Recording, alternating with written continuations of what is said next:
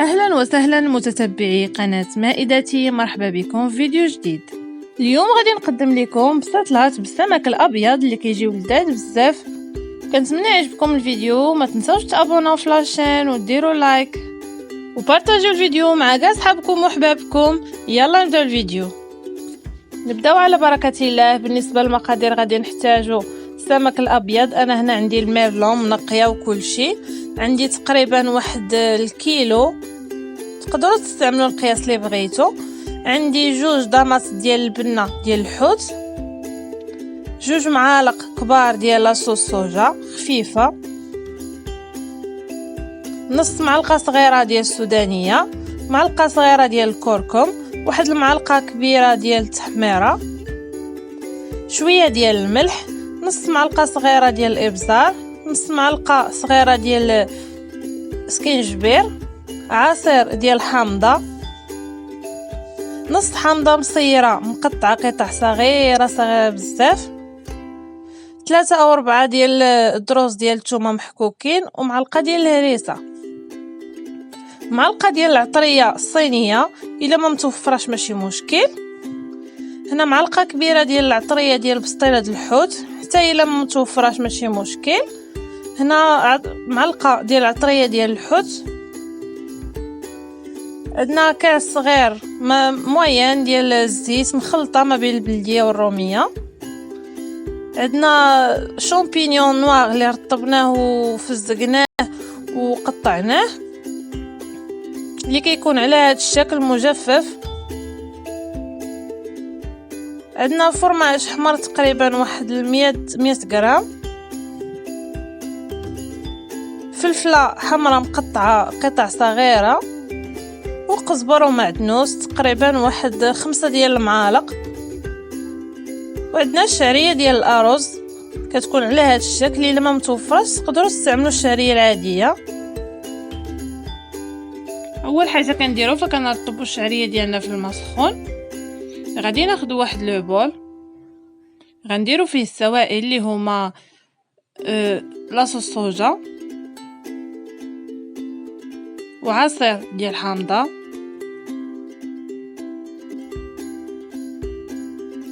والزيت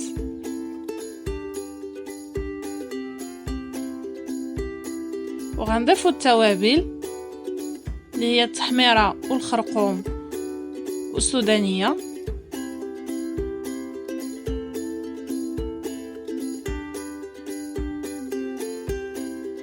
والملح وسكينجبير والابزار.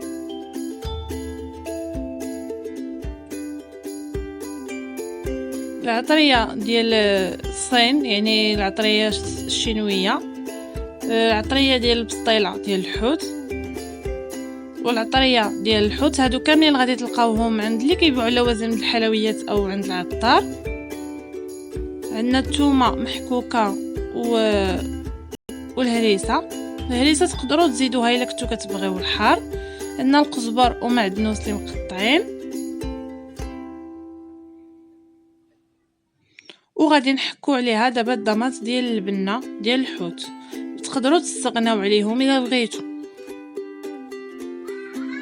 من بعد ما كنديروا جميع العناصر تقريبا فكنحركوا هاد لا خاصها تخلط مزيان باش كيدخلوا التوابل مع بعضها، ويعني المكونات كلها كتخلط ما كتبقاش معزوله مع بعضياتها. بالنسبه للحوت فانا كنفضل انه يدخل الفران، يعني الا بغيتو تفوروه فوروه، ولكن من الاحسن انه يدخل الفران. فغادي ناخذ واحد المول ديال الزاج وغادي ندير فيه شويه من هذاك لا ماريناد اللي عندنا، وغادي ندهن به المول غير من التحت، غير واحد شويه ماشي بزاف، ما نكتروش.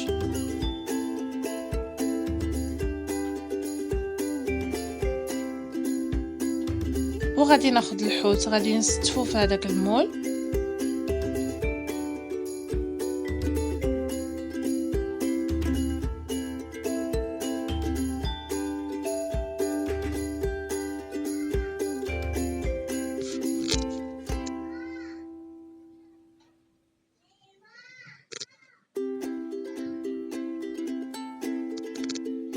صافي من بعد ما كنقادوه فغادي ناخذ من هذيك لا ماريناد وغادي ندهن الحوت كله من الفوق. ما غاديش نديروها كلها، تقريبا نصف ديال لا ماريناد.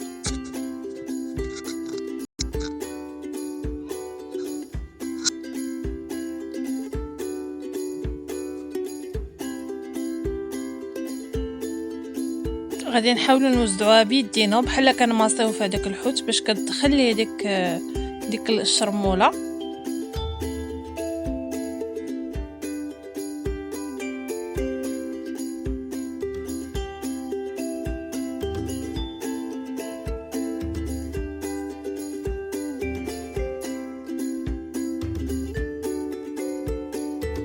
تقدروا تخليوه واحد الساعه يرقاد هكا عاد دخلوه الفران، سينو ندخلوه غير نيشان. انا هنا غادي ندخلو نيشان لانه ما عنديش الوقت.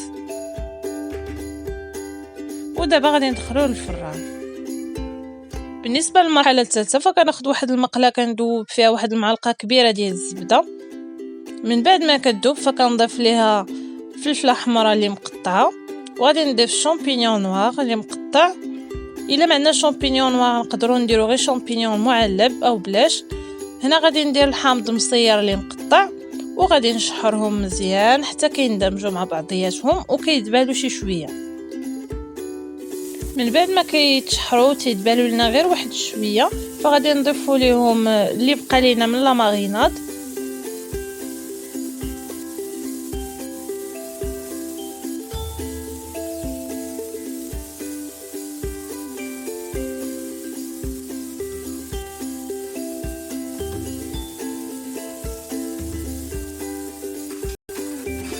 وغادي نخلطوه مزيان مع ديك الفلفله والشامبينيون، وغادي نخليوهم مازال يتشحروا واحد شويه.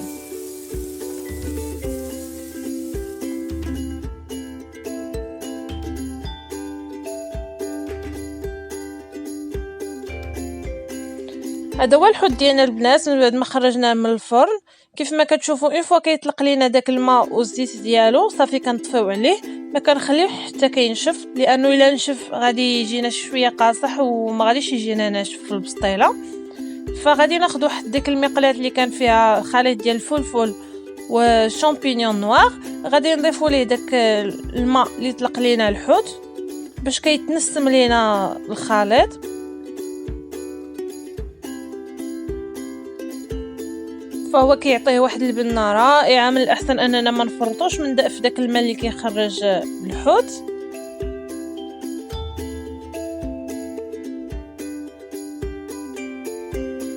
غادي نحاول نخلط هاد اللي ملي هبط لينا مع خليط ديال الشامبينيون، كنحاول نحركو مزيان باش تيتخلط.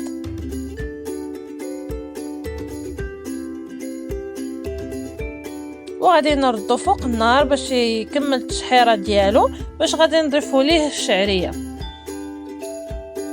بالنسبه للحوت ديالنا فدابا غادي نحاولوا اننا نفرتوه ونقيوه، نحيدو منه الشوك. خصنا ضروري نردو البال من الشوك.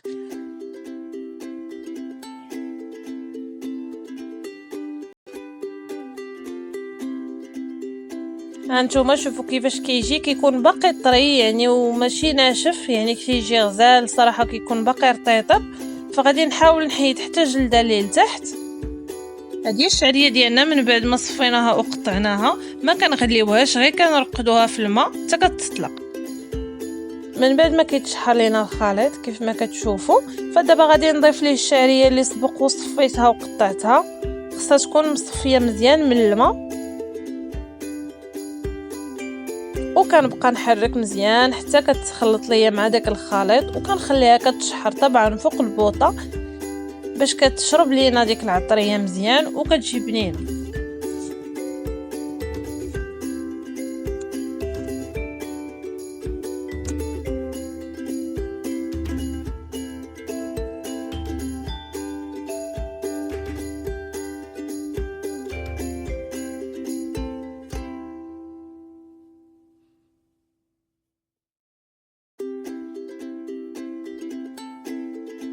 كيف ما كتشوفوا صافي هي الشعريه ديالنا هي تشحرات، هي شربات لينا العطريه. دابا غنطفيو عليها. هذا هو الخليط ديالنا، كنوضعوه في شي اناء اللي كيكون واسع شي شويه. فغادي نضيف ليه داك الحوت اللي فرتتناه. كيف ما كتشوفوا ما تيكونش مفرتت بزاف، يعني غير شي شويه باش تيبقاو لينا دوك الطريفات ديال الحوت. ودابا غادي نخلطو معاه وهي مازال سخونه باش كيندمجوا مع بعض مزيان كيطلقوا النسمه في بعضياتهم.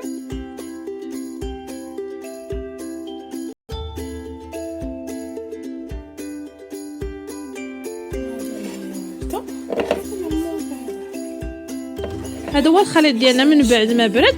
فدابا غادي نضيفو ليه الفرماج حمر. من الاحسن ان الخليط يكون برد لينا، يعني ما يكونش باقي سخون باش ما كيذوبش لينا الفرماج في هذا الساعه.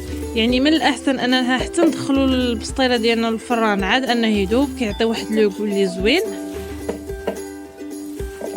هاد البسطيله صراحه كتجي غزاله بزاف وبنينه. ان شاء الله غادي تجربوها وغادي تعجبكم. بالنسبه للناس اللي بغاو يزيدوا فيها الكروفيت والكالامار الا كان متوفر علاش لا، غادي تشحروهم بشويه ديال الزبده وشويه ديال الملح والبزار، وفي الاخير غادي تضيفوا ليهم شويه من هذيك لا ماريناد اللي وجدنا من قبل صافي، وتشحروهم واحد شي شويه معها وتزيدوهم حتى هما مع هذا الخليط. فكيجيو رائعين بزاف. غادي نحاول نشرح لكم الطريقه اللي استعملت انايا في التعمار ديال البسطيله. فكناخذ واحد الورقه ديال البسطيله اللي كتكون صغيره ماشي كبيره، وكندير العماره اللي وجدت. خصها تكون بارده. تردوا بالكم لهاد الملاحظه، يعني الا كانت سخونه فكتقطع لينا الورقه ديال البسطيله. غادي ناخذ واحد الفرماج ديال الساندويتش، داك المربع في اختياري، يعني تقدروا تستعملوه ولا بغيتو ما تستعملوهش كاع.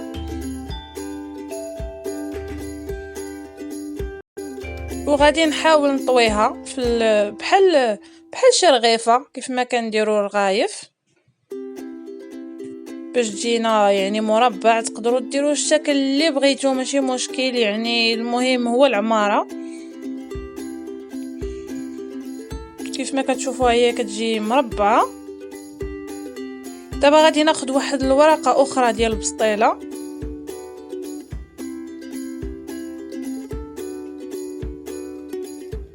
فالورقه ديال البسطيله انا ديجا دهناها بزيت مزيان، يعني الا ما كنتوش داهنينها فغتعاودوا دهنوها. هنا غادي ندير الجهه اللي طويت عليها كنديرها هي اللي من التحت، وعاد كنطوي فوق منها الورقه الثانيه. كنتمنى تفهموا الطريقه، نكون يعني شرحتها مزيان. صافي دابا هي البسيطله ديالنا كتكون واجده. كنحاولوا غير اننا نقادوا ليها الجناب وداك الشيء. ما دهنتهاش بالبيض لانه ديك الطويه غادي تكون لتحت، يعني ما عندهاش كيفاش تحل. غادي نحاول نشرحها معكم مره ثانيه. فكناخذ واحد الورقه ديال البسطيله اللي كتكون مدهونه بالزيت، وغادي نوضعوا فوق منها العماره من القياس اللي بغيتو د العماره، يعني كل واحد كيفاش تيبغيها. وغادي ناخذ واحد الفرماج ديال الساندويتش كيف ما قلت، يعني اختياري ماشي ضروري، يعني الا كان متوفر.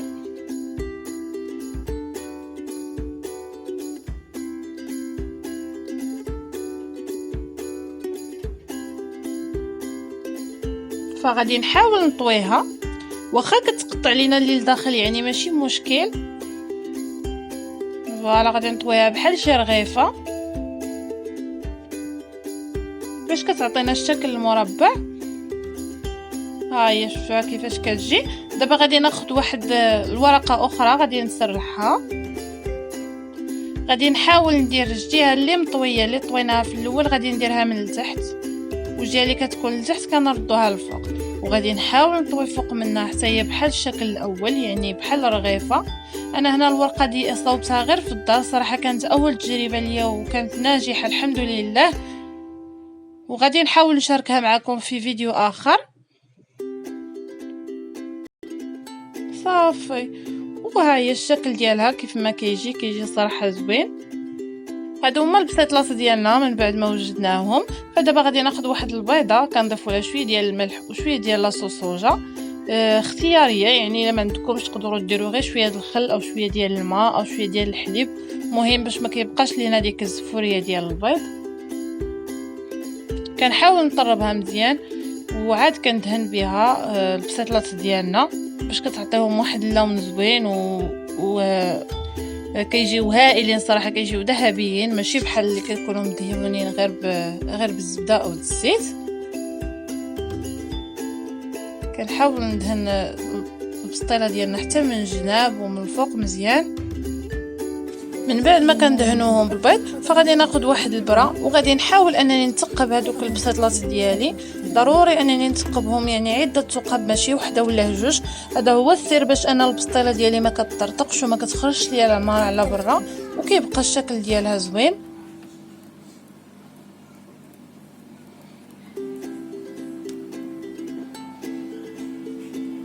بالنسبه للتزيين فانا هنا خديت الورقه اللي شاط ليا ديال البسطيله، قطعتها لشرائط طوال، خلطتها دهنتهم شي شويه بالبيض اللي بقى ليا من الدهن، وكنحاول نزين بها الفوق ديال البسطيله. يعني تقدروا تحتفظوا بها هكاك سامبل ما فيها حتى شي حاجه، كتجيكم محمره وزوينه معليش. او تقدروا غير ترشوا عليها شي شويه ديال الفرماج من الفوق. يعني كيبقى كل الذوق ديالو كل الاختيار ديالو. تقدروا ديروها يعني بسطيله كبيره او ديروهم دائريين صغار او عباره عن بريوات او لينيمز، ماشي مشكل، يعني نتوما الاختيار ديالكم. دابا غادي ندخلوهم للفرن اللي يكون ساخن من قبل، وغادي نشعلوا عليهم غير من التحت حتى يتحمروا لينا من التحت ونشعلوا عليهم من الفوق.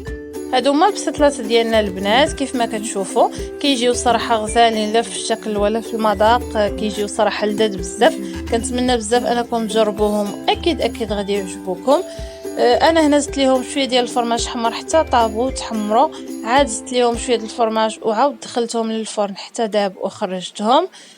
بالنسبه للشكل كيف قلت لكم تقدروا ديروها بسطيله كبيره او تقدروا ديروها بريوات او ديروها دايره على حسب الشكل اللي بغيتو نتوما واللي تشهيتو.